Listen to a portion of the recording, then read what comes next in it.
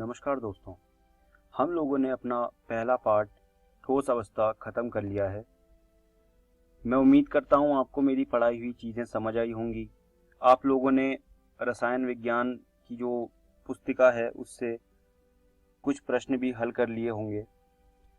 लेकिन आज की इस वीडियो में मैं आपको कुछ ऐसे प्रश्न कराना चाहता हूँ जो परीक्षा के उद्देश्य से महत्वपूर्ण हैं।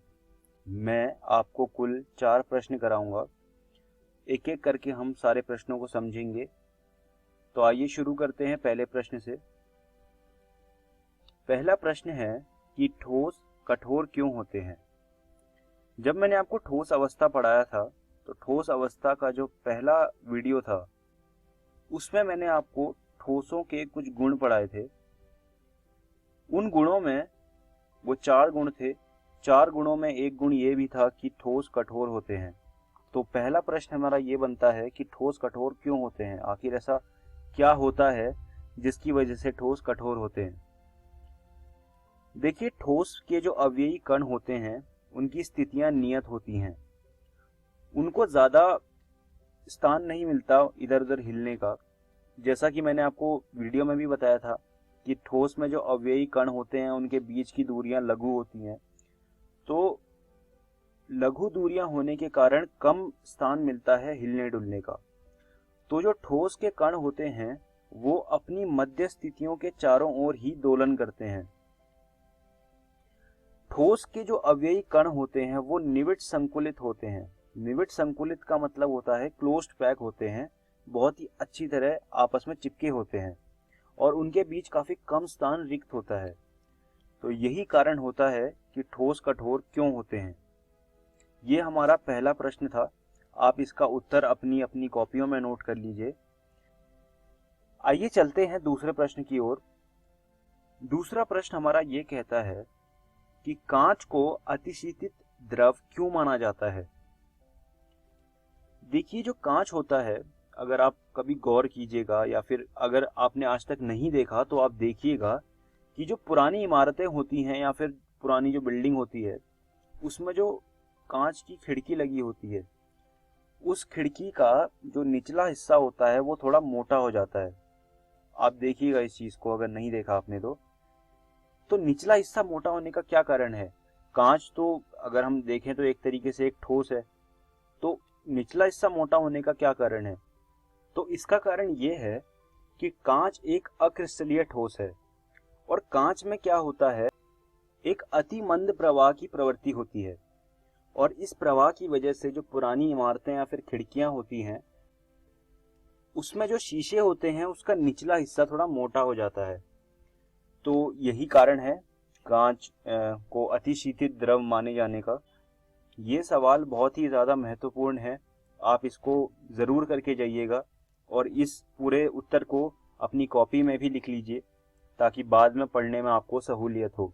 आइए अब तीसरे प्रश्न की ओर चलते हैं।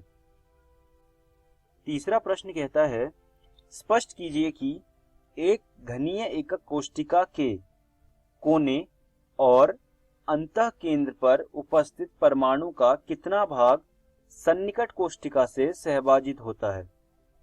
सन्निकट कोष्ठिका से सहभाजित होने का क्या मतलब है कि जो परमाणु है वो कितनी कोष्ठिकाओं में बटा होता है। तो आइए अब इसका उत्तर जानते हैं। आद्य घनीय एकक कोष्ठिका में जो परमाणु लगे होते हैं वो केवल कोनों में होते हैं। आद्य घनीय एकक कोष्ठिका क्या होती है, जैसे मैंने आपको अध्याय में भी बताया था, आद्य घनीय एकक कोष्ठिका में जो घन होता है उसके 8 कोनों में एक एक परमाणु मौजूद होता है। एक कोने में अगर हम देखें तो एक परमाणु का सिर्फ 1/8 हिस्सा ही हमारे कोष्ठिका के अंदर होता है और बाकी जितना भी हिस्सा होता है वो कोष्ठिका के बाहर होता है। ये चीज मैंने आपको बताई थी जब मैंने आपको अध्याय पढ़ाया था। लेकिन जो बाकी का हिस्सा होता है वो जाता कहाँ है। असल में होता क्या है, जो एक परमाणु होता है वो 8 कोष्ठिकाओं के बीच में सहभाजित होता है। अंततः वास्तव में परमाणु का 1/8वां हिस्सा ही एक विशिष्ट एकक कोष्ठिका से संबंधित रहता है। ये हमने बात करी कोनों की। अब बात करते हैं अंतः केंद्र की। तो अंतः केंद्र पर जो उपस्थित एक परमाणु होता है वो पूर्णतः उसी एक एकक कोशिका से संबंधित होता है और वो किसी अन्य कोशिकाओं से सहभाजित नहीं होता या फिर वह किसी भी सन्निकट कोशिका से सहभाजित नहीं होता। तो अंतः केंद्र पर उपस्थित परमाणु वो एक ही एकक कोशिका से संबंधित होता है। ये चीज आप अपनी कॉपियों में लिख लीजिएगा। अब बात करते हैं चौथे प्रश्न की। जब एक ठोस को गर्म किया जाता है तो किस प्रकार का दोष उत्पन्न होता है? इससे कौन से भौतिक गुण प्रभावित होते हैं और किस प्रकार? तो जैसा कि मैंने आपको ठोस अवस्था अध्याय में भी ये बात पढ़ाई थी कि जब हम एक ठोस को गर्म करते हैं तो जालक का कुल स्थान रिक्त होता है। रिक्त होने का क्या मतलब है? जब हम किसी भी ठोस को गर्म करते हैं तो उसमें से कुछ धनायन और ऋणायन अपनी अपनी जगह छोड़ देते हैं। उसके कारण क्या होता है? रिक्ति का दोष पैदा होता है।